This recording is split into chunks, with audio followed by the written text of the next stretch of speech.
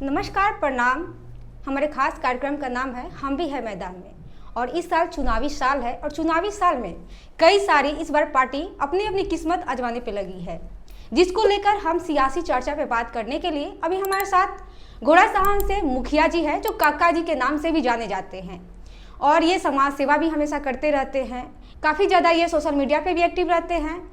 इनसे तमाम राजनीतिक चर्चा पे बात करेंगे, तो आइए इनसे डायरेक्ट बात करते हैं। सबसे पहले तो आपको मेरे खास कार्यक्रम में आपको बहुत बहुत स्वागत है। बिल्कुल, बहुत बहुत धन्यवाद झा जी, आपको आपने अपना बहुमूल्य समय निकाल कर हमसे बात करने का समय निकाला है, आपके लिए इसके लिए पुनः आपको धन्यवाद। सबसे पहले मेरा एक क्वेश्चन है कि जिस तरह से अभी घमासान मची है, चुनावी माहौल है इस साल, तो इस बार क्या लग रहा है? एनडीए भी है, महागठबंधन भी है और एक नई पार्टी उभर के आ गई है प्रशांत किशोर की, तो क्या लग रहा है कौन इस बार बाजी मारेगा? देखिए, अभी तक हमको जहाँ तक मेरे जो समझ से है जी, सारे दल एक ही तरह हैं, किसी के पास विजन कंप्लीट नहीं है जी, सब गरीब का लड़ाई लड़ते हैं, महिलाओं की लड़ाई लड़ते हैं, किसानों की लड़ाई लड़ते हैं, युवाओं की लड़ाई लड़ते हैं, लेकिन जमीन पर कहीं अभी तक कुछ दिख नहीं रहा है। जमीनी स्तर पे कुछ काम नहीं दिख रहा है। जमीनी स्तर पे इनसे नहीं दिख रहा है कि मोदी जी अगर 5 केजी राशन दे रहे हैं किसी को, तो 5 केजी राशन देने से किसी परिवार का उत्थान नहीं हो सकता है। ठीक है, नीतीश कुमार ने जस्ट अभी कुछ दिनों पहले 1100 रुपये पेंशन का घोषणा किया है, काबिले तारीफ है। लेकिन ठीक है, आपने पेंशन का घोषणा किया है, किसी ने ये फ्री का टोकन जब तक नहीं बंद होगा, 25 में विधानसभा चुनाव है, इंफ्रास्ट्रक्चर पे बात ही नहीं हो रहा है। कहाँ आपको इंडस्ट्री लगाना है, परिवहन के लिए क्या व्यवस्था होना चाहिए, स्कूल की व्यवस्था कैसे सुदृढ़ होगी, हॉस्पिटल की व्यवस्था कैसे सुदृढ़ होगी। आए दिन बिहार के नामी हॉस्पिटल पीएमसीएच का नाम मीडिया चैनलों पे रन कर रहे हैं, क्योंकि एशिया का नंबर 1 बोला जाता है। और अभी हाल फिलहाल में आप देखे होंगे कि जिस तरह से एक मुजफ्फरपुर की नाबालिग लड़की के साथ, जो 9 साल की बच्ची के साथ घटना हुआ, उनको बेड ना मिलने के कारण उनकी मौत हो जाती है उसकी। बिल्कुल, तो ये नंबर 1 एशिया को क्यों, एशिया का नंबर 1 हॉस्पिटल क्यों कहा जाता है? बिल्कुल, ये हाशिए पर है। इस चीज को मैं एकदम खंडन करता हूँ कि एशिया का नंबर 1 का टैग किसने दिया है, इसका पैरामीटर किसने दिया है? सरकार जो है वही देगा ना। पैरामीटर क्या होना चाहिए? हाँ। आप अपने मुँहा मिठू अपने से आप वैज्ञानिक नाम रख लीजिए, तो क्या वैज्ञानिक आप हो जाएगा? कहीं से संभव नहीं है। रही बात की आपने जो जिक्र किया है, महिला छोटी सी बच्ची का एक निर्मम हत्या उसको कहा जाएगा।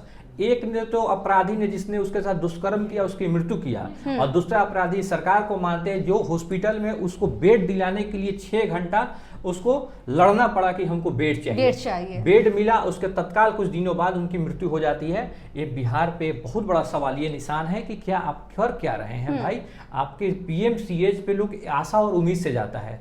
90% वैसे मरीज ही जाते हैं पीएमसीएच में जिसके पास आर्थिक स्थिति कमजोर है, उसको पता है कि उसके पास अपने सक्षम नहीं है, उसका दवाई कराने के लिए पैसा वो वियर नहीं कर सकता, इसलिए वो पीएमसीएच या आईजीएमएस या एम्स का दरवाजा खटखटाता है, तब पर भी वहां से उसको निराशा ही मिल रहा है। बहुत बड़ा सवालिया निशान है बिहार सरकार के लिए। कंटिन्यूअसली मैं कह रहा हूं कि नरेंद्र मोदी की भी सरकार 15 साल फेलियर हो रही है। बिल्कुल, इस बिंदु पे मैं कहूंगा कि बिहार के प्रति जिस तरह से उनका विचारधारा गुजरात के प्रति है, जिस तरह से विचारधारा अदर स्टेट के प्रति है, बिहार के प्रति एकदम कहीं से।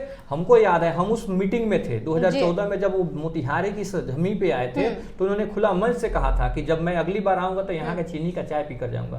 भाई 11 साल प्लस हो गए, 14 से 25 हो गया, अभी तक चीनी मिल के बारे में किसी का सोच नहीं है बिहार में। लेकिन एक सवाल मेरा पहले समझ लिए, अभी इस पे क्वेश्चन करते हैं। यहाँ प्रमोद कुमार जी है, विधायक अभी वर्तमान में है, पवन जायसवाल जी भी है जो ढाका से आते हैं। हम इन लोगों से सवाल भी किए तो वो लोग बातों का बरगला दिया। इसको लेकर आप कैसे देखते हैं, क्या कहिएगा इस पे? बिल्कुल, देखिए, रोड नाला बनना ये विकास के एजेंडा के अंदर नहीं आता है। रोड बन जाना, नाला बन जाना, वंदे भारत ट्रेन का यहाँ से गोरखपुर से दिल्ली पटना चले जाना, ये बहुत बड़ा इशू नहीं है। आप टारगेट किसको कर रहे हैं? वंदे भारत में बिहार के 10% लोग ही हैं वैसे जो वंदे भारत का टिकट वेयर कर सकते हैं। टिकट खरीदने का कैपेसिटी है, 90% तो दर्शनार्थी है। तो हम तो इस वंदे भारत ट्रेन का नाम लेते, दर्शन यात्रा ट्रेन है ही, क्योंकि जिसका बजट अलाउ नहीं करेगा। मोतिहारी से पटना जाने में 500 प्लस किराया है, 540 रुपये 540 रुपये किराया है। आप सुपर क्लास के बस में जाएगा तो 300 रुपये में आप आराम से बैठकर एसी का हवा खाते 3 घंटा में पटना का दूरी तय कर लीजिएगा। 3 घंटा का ही समय लग रहा है। वंदे भारत का नाम दिया हुआ है, आम पब्लिक तो चढ़ ही नहीं सकते हैं। इसको हम विकास का एजेंडा हम नहीं मानते हैं। अगर ट्रांसपोर्टेशन की व्यवस्था सुदृढ़ की जाए तो हर मिनट हर घंटे आपको मोतिहारी से पटना जाने के लिए बस की सुविधा सरकारी दर पे होनी चाहिए। यहाँ तो ये देखने को मिला जो रेट बढ़ जाता है किसी भी ट्रांसपोर्ट का, वो घटने का नाम नहीं ले रहा है। 200-300 हो चला जाएगा, उसका घटने। सरकार को इसका तय करना चाहिए, इसका कानून बनाना चाहिए कि इतना ही भाड़ा देने के हकदार हो आम पब्लिक। यहाँ सिर्फ आपको रोड नाला, ठीक है, प्रमोद कुमार का आपने जिक्र किया, पवन जायसवाल का आपने जिक्र किया, ठीक है, भारतीय जनता पार्टी से इन लोगों का ताल्लुकात है, मोदी है तो मुमकिन है। इसी माहौल पे क्या मोदी ही प्रमोद कुमार को नहीं ना जिता पाएंगे? मोदी ही पवन जायसवाल को नहीं जिता पाएंगे? अब पवन जायसवाल जी का कार्य करने का एक तरीका अलग है, प्रमोद कुमार के कार्य करने का तरीका अलग है। पवन जायसवाल वो शख्स है कि 2015 में उन्होंने 2010 में निर्दलीय चुनाव लड़े थे और जीते भी थे, और 2015 में वो हार गए और 20 में फिर जीते। उनका काम करने का तरीका अलग है। लेकिन विधायक के हाथ में नहीं है इंडस्ट्री लगाना। विधायक चीनी मिल चालू नहीं करवा सकता है, लेकिन एक सरकार फिर भी सरकार जिसकी है वो तो कोशिश करेगी तो बिल्कुल हो सकती है। अभी आपको रीगा चीनी मिल भी बंद था। हाँ। जिसके भी प्रयास हो, माननीय सांसद अभी लवली आनंद जीती है, उनके सत्ता उनके कार्यकाल में हुआ तो क्रेडिट उनको ही जाएगा। हाँ। बंद पड़ा हुआ तो चालू हुआ तो उस क्षेत्र में सीतामढ़ी बरगिनिया साइड के किसानों के एक अलग ऊर्जा देखने को मिल रहा है, क्योंकि कमर्शियल कृषि जब तक नहीं होगा किसानों का उत्थान नहीं हो पाएगा। जब तक हर 10 किलोमीटर के अंडर में बढ़िया इंस्टीट्यूट नहीं होगा पढ़ने के लिए, हायर एजुकेशन वाला, इंटरमीडिएट तक तो अप्रोक्सीमेटली हर जगह हो चुका है। इंटर करा के आप बच्चे को क्या जॉब दिलवा पाइएगा? ग्रेजुएट वाले लोग रोड पे घूम रहे हैं, ठेला रिक्शा चला रहे हैं, पान चाय का दुकान खोल के जी रहे हैं। तो आपको हायर एजुकेशन के लिए 10 किलोमीटर के रेडियस में एक अच्छी सी कॉलेज की व्यवस्था करनी पड़ेगी, जिससे वो अपने जीवन यापन के लिए कुछ कर सके। इसमें बहुत सरकार अभी बिहार पीछे है। बिहार में जातिवाद जकड़े हुआ है। जातिवाद से ज्यादा हम बिहार को देख रहे हैं जब से राजनीति में, जब से हमने अपना सक्रियता बढ़ाया है, हमने देखा है कि यहाँ पार्टी के गुलाम लोग हैं। बिल्कुल। अगर हम चंदन टीका लगाकर घूमने रोड पर हाथ में काड़ा लेकर घूम रहे हैं तो मुझे लोग भाजपा का टैग बहुत बड़ा सवाल उठाया है। बिल्कुल, भाजपा का टैग लाइन कि आप भाजपाई हैं, जय श्री राम वादे हैं। कहाँ है भाई सर्टिफिकेट? चंदन सिर्फ भाजपा वाले लगाएंगे, टिकी क्या भाजपा वाले बनाएंगे? एक बहुत बड़ा माइंड गेम चलाया जा रहा है कि एक धर्म के साथ राजनीति को जोड़ देना, ये कहीं से उचित नहीं है। धर्म के साथ जब राजनीति को जोड़ लीजिएगा तो विकास का रास्ता रुक जाएगा। अच्छा, चुनावी माहौल है और इस बार बिहार में चौथी बार प्रधानमंत्री आए हैं, क्या लग रहा है इससे कुछ फायदा होगा 2025 में विधानसभा चुनाव में? देखिए, उनका तो ठीक है, एक भारतीय जनता पार्टी के बहुत बड़े कार्यकर्ता भी हैं, वो देश के। मोदी जी के नाम पे तो कोई वोट नहीं ना करेगा। बता रहे हैं ना, यहाँ का माइंड सेटअप वही ना, नहीं बोले मोदी है तो मुमकिन है, लेकिन मोदी जी ने आया तो सिर्फ क्या किया? रोड का शिलान्यास किया। कहाँ उन्होंने कहा कि एक पेपर मिल बना रहे हैं? कहाँ उन्होंने कहा कि हम इस फैक्ट्री का उद्घाटन कर रहे हैं? एक आईफोन का जो इंडस्ट्री जो गुड़गांव नोएडा में लगने वाला है उसको हम बिहार के किसी भूमि पे लगाने जा रहे हैं, ऐसा तो उन्होंने कुछ कहा नहीं। रोजगार का सृजन करने का तो कुछ कहा नहीं। हाँ, 1100 का पेंशन कर दीजिएगा, राशन आप फ्री बांटे जा रहे हैं। क्या हो जा रहा है? हम गांव से ताल्लुकात रखते हैं, हमने देखा है कि 80% लोग राशन जो लेता है उस राशन को फिर उस दुकान में बेच देता है, और उस बेचे हुए राशन से किसी और मार्केट से राशन खरीद कर, चावल खरीद कर उसको खाता है, और उस राशन का क्या है कि फिर वो राशन कहीं किसी न किसी रास्ता मिलर के पास जाता है, और वो राशन रोटेट इस तरह से होता है जैसे जब तक राशन का टुकनी टुकनी ना हो जाए। सिर्फ रोटेशन है, खाने वाला कोई खा नहीं रहा है। आपने कहा कि 4 करोड़ लोगों को गरीबी रेखा से बाहर कर दिए, ठीक तो नहीं रहा है। गरीबी रेखा से जब आपने बाहर कर दिया तो गरीबी रेखा के बाहर होने के बावजूद भी अभी तक आवास से वंचित लोग कैसे हैं? अभी 80 करोड़ लोगों को आप फ्री राशन बांट रहे हैं, इसके पीछे क्या कारण है भाई?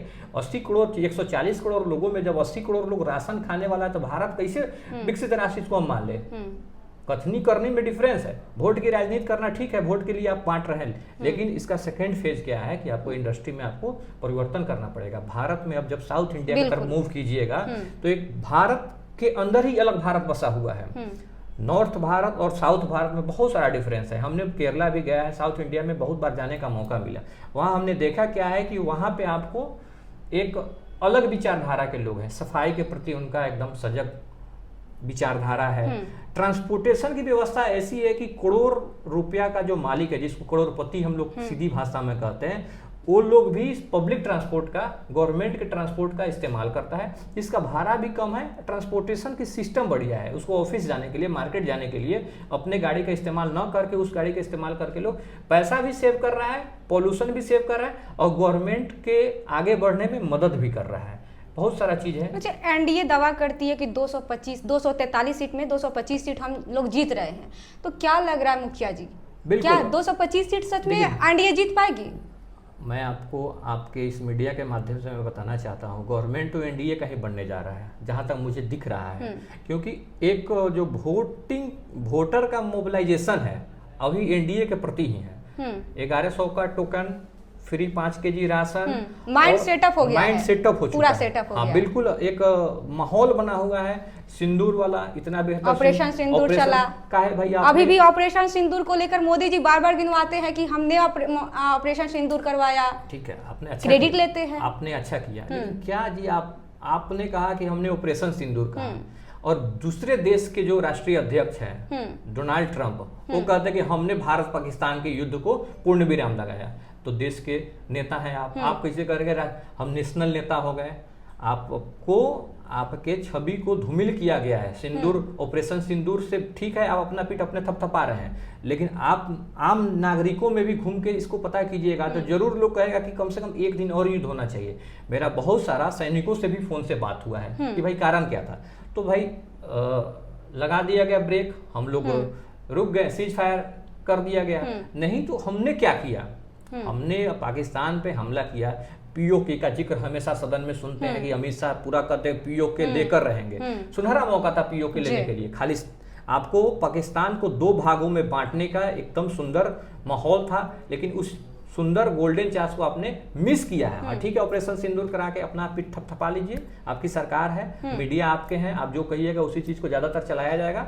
लेकिन कहीं से ऑपरेशन सिंदूर कारगर हमको इस बार साबित दिखने को नहीं। लेकिन एनडीए में ऐसा विपक्ष कह रही है कि एनडीए में कुछ ठीक नहीं चल रहा है। चिराग पासवान अलग ही डिमांड कर रहे हैं कि हम इतना सीट पे चुनाव लड़ेंगे। मांझी जी उधर वो कह रहे हैं कि हम इतना सीट पे लड़ेंगे। नीतीश कुमार को तो जानते ही हैं, जो हमारे मुख्यमंत्री हैं, और बीजेपी को जानते ही हैं। तो क्या लग रहा है, सच में घमासान मची है या फिर ये सब ठीक है? देखिए, प्रेशर पॉलिटिक्स है बिहार में। अक्सर जब चुनाव का नजदीक आते रहता है समय ना, तो प्रेशर पॉलिटिक्स है। सबका ध्रुव बिंदु नरेंद्र मोदी है। नरेंद्र मोदी का चेहरा हटाकर अगर बिहार में भी चुनाव लड़ा जाए तो सत्ता से लोग बाहर हो जाएगा, सत्ता से बाहर हो जाएगा। बिल्कुल एकदम ये लोग प्रेशर पॉलिटिक्स कर रहा है कि जितना हम मीडिया में बोलेंगे, जितना हम बोलेंगे ना हम पूरा 243 पर लड़ेंगे, तो सीटों की संख्या हम लोग का पहले से बढ़ेगा। लेकिन हमको जहां तक लग रहा है 2 ही दल बिहार में है जिसके पास वोट बैंक है। महागठबंधन नहीं है, राजद है जिसके पास वोट बैंक है, भाजपा है जिसके पास वोट बैंक है। हाँ, नीतीश कुमार के पास हर विधानसभा में 20 से 25 हजार वोट उनका है। निर्णायक वोट नीतीश कुमार के पास है। तो नीतीश कुमार को, जदयू को नकारना कहीं से इसमें उचित नहीं है, बिल्कुल। लेकिन वोट बैंक जहां भी देखा जाए, एक चिराग की पार्टी है, चिराग की अपना दल है, वो एक जातीय समीकरण का दल है। और मांझी जी हैं, तो मांझी जी का क्या कहना? मांझी जी स्वतः मंत्री हैं भारत सरकार में, 80 साल से ऊपर हो गए हैं। उनका बेटा बिहार सरकार में मंत्री है, पुत्र बहु विधायक। अच्छा, राजद को ही बोला जाता है कि परिवारवाद राजद करती है। यहाँ पे एनडीए में भी तो ये परिवारवाद को बढ़ाया जा रहा है। मांझी जी क्या कर रहे हैं? अपने बेटे को बढ़ा रहे हैं। चिराग पासवान क्या कर रहे हैं? चिराग पासवान भी तो अपने परिवार को बढ़ा रहे हैं, जीजा जी को टिकट दे रहे हैं। कोई दल अछूत नहीं है। हाँ, जिसको कहा जाए कि ये दल अछूता है, इसमें परिवारवाद नहीं है, ऐसा भारत में कोई ऐसा दल नहीं है जिसमें परिवारवाद नहीं है। किसी में डायरेक्ट है, किसी में इनडायरेक्ट है। किसी का प्रधानमंत्री के बेटा मंत्री बन रहे थे, किसी में मंत्री के बेटा विधायक बन रहे। लेकिन हर दल में आप लिस्ट अगर निकालिएगा तो भारतीय जनता पार्टी का लिस्ट सबसे बड़ा होगा। राजनाथ सिंह रक्षा मंत्री के बेटे पंकज सिंह, वो भी विधायक है।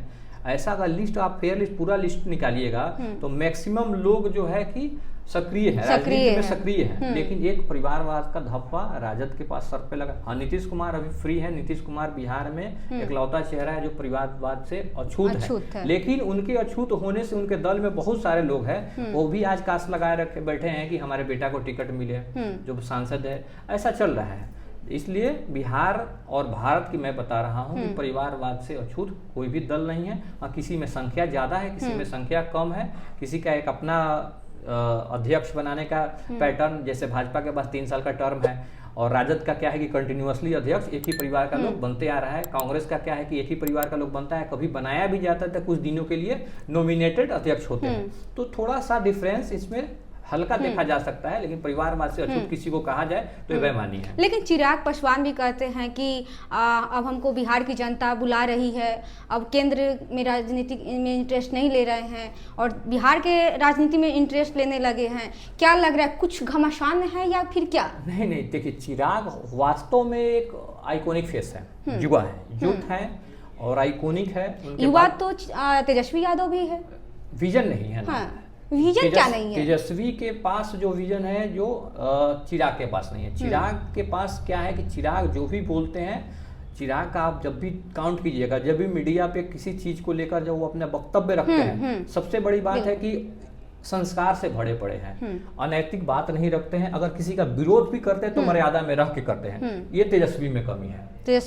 तेजस्वी अपने मर्यादा को लांग कर अनवरल वाक्य हमेशा उनका मीडिया के बीच में आ जाता है, लेकिन आज तक टंग फिसलना चिराग के साथ नहीं हुआ। चिराग पढ़े लिखे लोग हैं, चिराग ने दुनिया देखा है। चिराग, एक सीधी बात है कि प्रशांत किशोर हमेशा हमलावर है, 9वीं फेल, विपक्षी दल भी 9वीं फेल, ठीक है, उनके परिवार के लालू प्रसाद यादव के लड़के हैं, उनको जगह मिला, लेकिन धीरे पहले से अब परिपक्वता बढ़ रहा है। लेकिन चिराग को जब शुरू से ही देखा जाएगा तो चिराग मल्टीवर्सिटाइल होता नहीं है, एक्टर भी रहे हैं, एक्टिंग भी उनको अच्छा खासा आता था, राजनीति में भी पिताजी के जाने के बाद बहुत ज्यादा सक्रिय हो गए, नरेंद्र मोदी के साथ हनुमान भी बने रहते हैं। लेकिन नहीं, देखिएगा, जब 14 में जब इनका रामविलास पासवान को एनडीए गठबंधन में लाने का क्रेडिट चिराग को ही जाता है। चिराग ने ही डिसाइड किया कि नहीं पापा, हमको यहीं पे जाना है। जैसे उनका प्री प्लान था कि नहीं, मैं गठबंधन की तरफ जाऊंगा, लेकिन चिराग के प्रेशर से ही, तो चिराग का सक्रियता ठीक है। लेकिन रही बात की सक्रियता है, तो आप बिहार के हैं, आप राष्ट्रीय लेवल के काम कर रहे हैं, बिहार वासियों को आप कितना समय दे रहे हैं, पब्लिक मीटिंग कितना कर रहे हैं? आप भी तो मोदी के हनुमान बन के सत्ता के लिए, सीट के लिए कह रहे हैं कि हम 243 सीट पर लड़ेंगे। पिछले बार तो आपने लड़ा था, तो आपने, आपके दिल के अंदर एक तरफ देखिए, अब हम जब आपका विरोध करेंगे और प्रेम करेंगे तो दोनों संभव नहीं है। बिल्कुल। हंसना और दांत न दिखना ये कहीं से संभव नहीं है। तो जब आपने पूरा बिहार का संकल्प लिया तो मोदी जी को आपने वॉक ओवर क्यों दिया? आपको जब बिहार का फिक्र है तो पूरे 243 सीट पे चुनाव लड़ते। ये तो सीधा जाहिर हो रहा है कि आप कहीं ना कहीं किसी ने कहने पर, प्रेशर पे नीतीश कुमार के सीट को कम करने के लिए आपने पिछले बार चुनाव लड़ा। आरजेडी सुप्रीमो लालू प्रसाद यादव अपने बेटे तेज प्रताप को सत्ता और घर से निकाल दिए हैं, पार्टी और घर से निकाल दिए 6 सालों के लिए। लेकिन बार बार तेज प्रताप जो है वो कटाक्ष करते रहते हैं, जयचंद्र ने मेरे साथ ऐसे किया। ये जयचंद्र है कौन? देखिए, होता क्या है कि हर दरबारी प्रथा आते आ रहा है। हम लोग लोकतंत्र में राजतंत्र का मजा ले रहे हैं। हमारे पहले हुआ करता था, जब आज़ादी के पहले, अंग्रेजों के आने के पहले राज्य तंत्र हुआ करता था, राजा का बेटा ही राजा बनता था। सेम प्रथा हम लोग भी फॉलो करते आ रहे हैं। लालू प्रसाद यादव के बेटा तेजस्वी है तो इनका हम। अब रहा बात कि तेज प्रताप बड़े सवांग है, बड़े पुत्र है। हाँ ठीक है, मेंटली कहा जाए, चाहे कि अनमेच्योर उनको कहा जाए, चाहे बुद्धि विवेक उनका तेजस्वी के इक्वल नहीं होने के कारण उनको वो सत्ता, वो जगह नहीं मिला। ठीक है, आप तेजस्वी यादव ने एक क्रिश्चियन लड़की से शादी किया तो कोई इशू नहीं हुआ। पारिवारिक विवाद इनका हुआ, कहीं अफेयर चला, कहीं आ गया, और पार्टी से निकाल देना इतना बहुत बड़ा मैटर नहीं था। राजनीति में बहुत ऐसे चेहरा जिनको देखा जाएगा कि ऑफलाइन ऑनलाइन दोनों सुविधा सबके पास इस्तेमाल लोग कर रहे हैं। कोई ना कोई राजनीति कुछ ये न लग रहा है क्या? बिल्कुल, हमको लगता है कि पारिवारिक संबंध एजेंडा लग रहा है, राजनीति एजेंडा लग रहा है। बिल्कुल, पारिवारिक संबंध मधुर इनका शुरू से ही नहीं रहा है। तेजस्वी को हाईलाइट करने के लिए और तेज प्रताप को पीछे करने का एक षड्यंत्र शुरू से चल रहा है। तेज प्रताप यादव स्ट्रेट फॉरवर्ड लोग हैं, ठीक है, जो बोलते हैं मुंह पे बोलते हैं। हाँ, राजनीतिक समझ उनके पास कम है, तेजस्वी के पास ज्यादा है, लेकिन इसका मतलब नहीं कि आप परिवार से और पूरे पार्टी से बेदखल कर दीजिएगा। हाँ ठीक है, उसको घर इंडोर में उसको समझाया जा सकता था। अगर कोई र्यूमर उठा है, चाहे हकीकत ही है, तो एक तरफ उनका डाइवोर्स हो रहा है, हो सकता है कि माता पिता के प्रेशर, वो भी मुख्यमंत्री की पोती थी जिस लड़के से उनका शादी ऐश्वर्या राय से हुआ था, हो सकता है उनका पारिवारिक संबंध विच्छेद हो गया होगा, जिसके कारण कहीं और रिश्ता बनाने का उन्होंने प्रयास किया होगा। तो उस पर बैठकर विचार करने की जरूरत थी, न कि पार्टी और दल से निकाल कर इस तरह से करना कहीं। एक प्रशांत किशोर के पार्टी आई है, आप जन सुराज, जो सूत्रधार प्रशांत किशोर है, उन्होंने अपने चुनाव कोई भी महागठबंधन से चुनाव नहीं लड़ेंगे, वो खुद 243 सीटों पे चुनाव लड़ेंगे। और कई सारी पार्टी महागठबंधन है, बीजेपी है, चिराग पासवान का पार्टी है, तो क्या टक्कर दे पाएंगे? सोच के प्रति कार्य जमीन पे दिख नहीं रहा है जी। अभी हवाई काम हो रहा है, हवाई हो रहा है। बिल्कुल। कोर वोटर, देखिए यहाँ पर आपके पास कोर वोटर होने की आवश्यकता है। पढ़े लिखों की संख्या नगण्य है।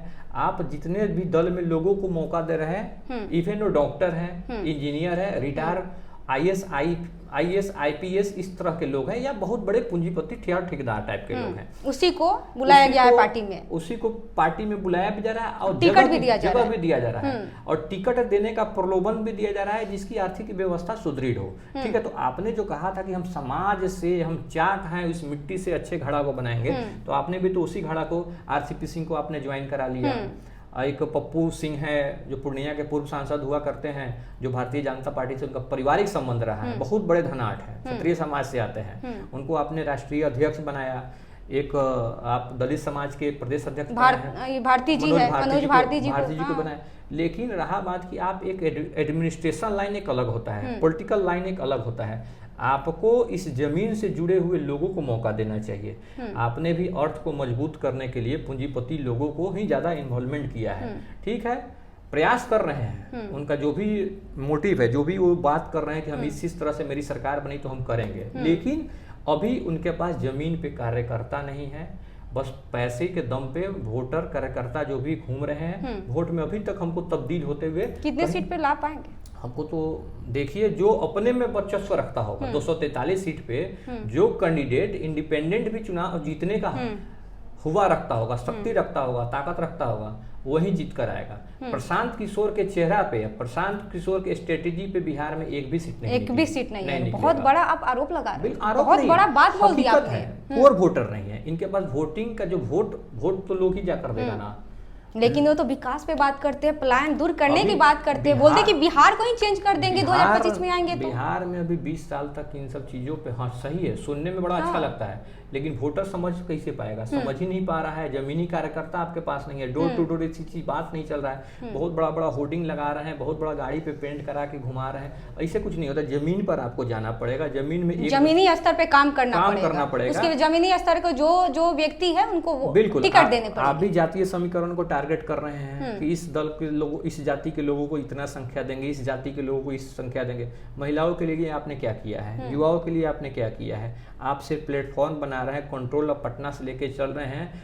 ठीक है, बहुत बड़े लोग हैं, आप अच्छे राजनीतिकार रहे हैं। 2014 से आपने अपने राजनीति में, राजनीतिक सलाहकार के रूप में आपका स्ट्राइक रेट 90% है, लेकिन यहाँ पे खुद को नेता बनाना, मास्टर डॉक्टर बनाता है, इंजीनियर बनाता है, कलेक्टर बनाता है, लेकिन खुद वो एक चपरासी भी नहीं बन पाता है। सेम कंडीशन यहाँ प्रशांत किशोर के साथ भी दिख रहा है। अच्छे लोगों का अहमियत नहीं है, और दल के लोगों का जिस समय से आना जाना शुरू हो गया है, अच्छे लोगों का उनसे दूरी बनाना शुरू कर दिया। उनको समझ रहे हैं कि हमको मौका ही नहीं मिलेगा, क्योंकि ऑलरेडी किसी और दल के लोगों का तांता लगा हुआ है, हर दिन किसी न किसी का वेलकमिंग हो रहा है। चलिए, अब हम लोग अपने पूर्वी चंपारण के बारे में बात कर ले। बिल्कुल। क्या जमीनी स्तर पे क्या पूर्वी चंपारण में काम हुआ है? चीनी मिल को लेकर भी हमने जिक्र किया है। क्या क्या काम हुआ है पूर्वी चंपारण के जितने भी विधानसभा, 12 विधानसभा है, क्या क्या काम हुआ है? देखिए, नॉर्थ बिहार का सबसे खूबसूरत शहर मोतिहारी है, गांधी की कर्म भूमि रही है। बिल्कुल। इसको पूरे भारत पटल पे लोग जानता है, बापू की कर्म भूमि मोतिहारी को। जिस तरह से इसका विकास होना चाहिए अभी तक दिख नहीं रहा है। हमारे पास विकास के लिए, टूरिज्म को बढ़ावा देने के लिए क्यों बोला, जितने भी विधायक क्यों बोलते कि मैंने ये किया है? आपको हम झांझी पहले ही बताए हैं, रोड नाला बनाना विकास का एजेंडा नहीं होता है। रोड अगर सुदृढ़ हो जाए, नाला सुदृढ़ हो जाए तो विकास का एजेंडा नहीं है। रोड पे अच्छा ठीक है, रोड आपने बनाया, नाला आपने बनाया, सही है। आप टूरिज्म को कैसे इन्फ्लुएंस कर रहे हैं, बिल्कुल। आप टूरिस्ट को कैसे आकर्षित कर रहे हैं। हमने गया है, एक बार गया है नेपाल में, एक पोखरा जगह है, पोखरा से बेहतर हमारा मोतिहारी बन सकता है। पोखरा में भी एक झील है, यहाँ उससे बड़ा झील मेरे पास उपलब्ध है, लेकिन आज तक उसका डेवलपमेंट लेकिन कोई भी तो आवाज नहीं उठाता है। आवाज क्यों उठाएगा? क्यों नहीं उठाएगा? हम जब वोट देंगे तो आवाज तो उठाएंगे। आप जात के नाम पर वोट दीजिएगा, आप पार्टी के नाम पर वोट दीजिएगा, तो आवाज कौन उठाएगा? कोई अच्छा अगर कैंडिडेट इंडिपेंडेंट लड़ने आता है तो उसका वोट रहता है 5 से 10 हजार में सीमित हो जाता है। डर की वजह से आवाज नहीं, डर की आवाज नहीं है। यहाँ लोगों का क्या है कि एक पूरा हाईजेक किए हुआ है, सिस्टम को हाईजेक किए हुआ है। क्योंकि आप इस वैश्य समाज से हैं तो आप भाजपा के कोर वोटर हैं। एमवाई समीकरण यादव का है, यादव मुसलमान। अगर हमारे जाति का कैंडिडेट आ गया तो उस जाति का वोट चला जाएगा, अरे हमारे जाति का विधायक पड़ने वाला है, तो विकास कहाँ से करा पाइएगा? विकास के एजेंडा पे सिर्फ बात होता है, विकास एजेंडा पे कहीं से कोई कार्य दिख नहीं रहा है। मोतिहारी को अगर खूबसूरत बना, हाँ जिस तरह से प्रयास हो रहा है, ओवर ब्रिज बन रहा है, स्टेशन का बहुत बड़ा, स्टेशन को बहुत बड़ा बजट मिला है स्टेशन को सौंदर्यीकरण के लिए, लेकिन स्टेशन के सौंदर्यीकरण से विकास का क्या एजेंडा है? जब स्टेशन पे बाहर के लोग आएंगे तब तो उसमें जो आप होटल बना जाएंगे तो उसमें रहेंगे। मोतिहारी जिला के लोग को धान बेच के, गेहूं बेच के इतना बड़ा कैपेसिटी नहीं है कि जाके उस होटल में वो स्टे कर पाएगा, उसका किराया भर पाएगा। यहाँ ट्रेन की व्यवस्था, बस की व्यवस्था, मोती झील को खूबसूरत बनाना, जितना खूबसूरत बनाइएगा आपका टूरिज्म बढ़ेगा। हॉस्पिटल बढ़िया बनाना, यहाँ का सदर हॉस्पिटल का हालत ऐसा है कि कुछ दिन पहले हम गए हुए थे, एक मेरे मित्र थे, उनका एक्सीडेंट हो गया था, उनको दिखाया। मशीन है, ऑपरेटर नहीं है। सिटी एसएन का केस था, मशीन है, ऑपरेटर नहीं है। तो भाई आप मशीन पैसा से खरीद ले रहे हैं, भवन बना ले रहे हैं, उसमें बढ़िया से सब चीज भवन बन रहा है, बड़ा बड़ा बिल्डिंग बन रहा है, बिल्डिंग देखने को बहुत बड़ा मिल रहा है, लेकिन बिल्डिंग के अंदर कार्य करने वाला कार्यकर्ता, कर्मचारी भी तो होना जरूरी है। कर्मचारी जब तक नहीं होगा कौन चलाएगा उस मशीन को? मशीन रखने से क्या फायदा है जब सिटी स्कैन ना हो पाए, सही से किसी का पैथोलॉजी टेस्ट ना हो पाए, डॉक्टर सही समय पे मिले नहीं, डॉक्टर मैक्सिमम है तो सिर्फ अपना हाजिरी बनाने जाते हैं। उनको चक्कर है कि हम हाजिरी बना के यहाँ से निकले तो अपना प्राइवेट हॉस्पिटल को सुदृढ़ करें, एकदम रिस्ट्रिक्टेड। इस पे एक्शन विधायक लोग क्यों नहीं ले रहा है? विधायक विधानसभा में इन सब चीजों पे बोलना चाहिए। क्यों चर्चा नहीं होती विधानसभा? चर्चा होता ही नहीं है, बेबुनियादी। मैक्सिमम टाइम तो हम लोग जब विधानसभा वाला चैनल खोल के देखते हैं, चाहे यूट्यूब के चाहे सोशल मीडिया पे देखने को मिलता है अनवरल बातों पे। अब कुछ लोग लिखता है कि लालू यादव चोर, कुछ लोग लिखता है कि सम्राट चौधरी पगड़ी बांध लिया तो ही गया, तुम्हारे बाबू यहाँ है, तुम्हारे बेटा। इन सब चीजों के लिए सदन में भरा पड़ा है। व्यक्तिगत जो जिनमिन मुद्दा है, जिनमिन मुद्दा पे तो बात करने से कोई रहा नहीं। कोई उस टाइप का नेता नहीं जा रहा है कि जो इस बात पे काम करे, इस जमीन को किस तरह से सुदृढ़ सुंदर बनाना है, इस विषयों पे तो बात कहीं होते हुए दिख नहीं रहा है अभी तक। अच्छा, लालू यादव और नीतीश कुमार में, दोनों में चेहरा आपको कौन सीएम पसंद कौन है? देखिए, लालू यादव का जो कार्यकाल था, हम लोग तो बहुत बच्चे थे, हम लोग सुने हैं, देखे नहीं, लेकिन नीतीश कुमार के कार्यकाल को हम लोग अनुभव किया है। लालू प्रसाद यादव के कार्यकाल में क्या कौन अच्छे काम किए हैं? दोनों का मैं आपको क्लियरिफिकेशन कर देता, दोनों का कार्यकाल में क्या डिफरेंस हुआ है। लालू प्रसाद यादव ने क्या किया कि गरीब तबका के लोगों को बोलने की आजादी थी। प्रशासन जो भी प्रशासनिक व्यवस्था एडमिनिस्ट्रेशन है उसको उन्होंने कंट्रोल करके रखा। थाना में, कोर्ट कचहरी में आम पब्लिक भी जाकर अपना आवाज उठा लेता था। लेकिन जब नीतीश कुमार का सरकार आया तो इन्होंने रोड का इंफ्रास्ट्रक्चर बहुत बेहतर किया है, क्राइम को कंट्रोल करने का बखूबी प्रयास किया है, महिला सशक्तिकरण में इन्होंने बढ़ चढ़ के हिस्सा लिया, बढ़ चढ़ के हिस्सा बिल्कुल। जैसे जीविका देखा जाएगा तो जीविका दीदी का होना, आशा का होना, इन सब चीजों पे इन्होंने बहुत ज्यादा फोकस किया है। महिला शिक्षिका जो है, शिक्षिका है, महिला अब सैनिक में भी, बिहार पुलिस में भी दरोगा हो रही है। हम लोग जब पढ़ाई करते थे 2004-05 की मैं बात बता रहा हूँ, स्कूल टर्म में, उस समय साइकिल से इक्का दुक्का, मतलब 1-2 लड़की साइकिल का सवारी करके आती थी। लोग उस समय कहते हैं फलना की बेटी साइकिल से अभी तक है, एक गलत सोच का। लेकिन आज का नीतीश कुमार का दिन है कि हर लड़कियों के पास साइकिल है, स्टाइफिन के रूप में उसको पास करने पे पैसा मिले।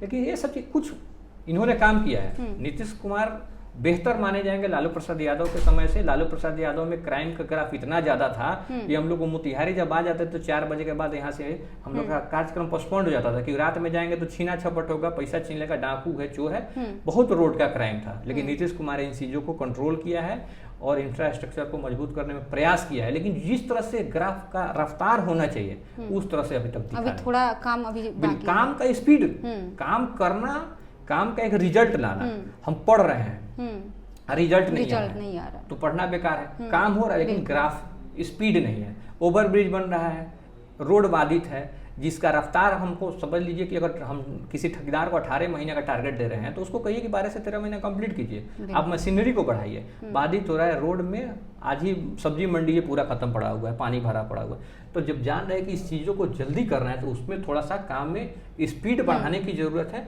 तभी बिहार डेवलप होगा। चलिए, सियासी गलियारों पे तो बिहार असेंबली को लेकर बहुत सारी बातें हुई, और आप अपने बारे में थोड़ा बताइए। बिल्कुल, हम तो खुला किताब हैं। बताइए। 2011 में पास आउट किए। मेरा पढ़ाई लिखाई बचपन से बाहर ही रहा है, मोतिहारी हॉस्टल में पढ़े। इसके बाद मुजफ्फरपुर गए, उसके बाद हम बनारस चले गए, होटल मैनेजमेंट का कोर्स हमने किया गौतम बुद्ध टेक्निकल यूनिवर्सिटी से। पास आउट होने के बाद पहले से प्लान था कि जॉब नहीं करना है। उसके बाद व्यापार से शुरू किए, चिमनी का भट्ठा शुरू किए, राजनीति में सक्रिय हुए।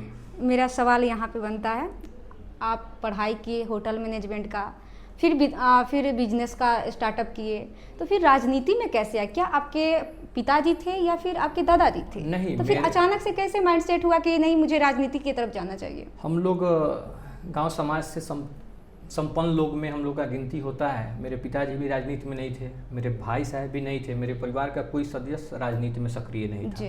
लेकिन जब हमने अपना यहाँ पे रखा कदम, तो लोगों में था कि लोग हेल्पिंग नेचर के हैं, लोगों से मिलना, लोगों से बात करना और समाज में सक्रिय रहना। तो लगा कि अगर हम लोग समाज में सक्रिय नहीं होते हैं तो समाज का दशा दिशा परिवर्तन हो जाएगा। गांव का जो संरचना हमारे पूर्वजों ने बनाया है, जो भाईचारे का माहौल है, बिगड़ते हुए दिख रहा था। पारिवारिक माहौल भी बिगड़ रहा था गांव के लोगों का।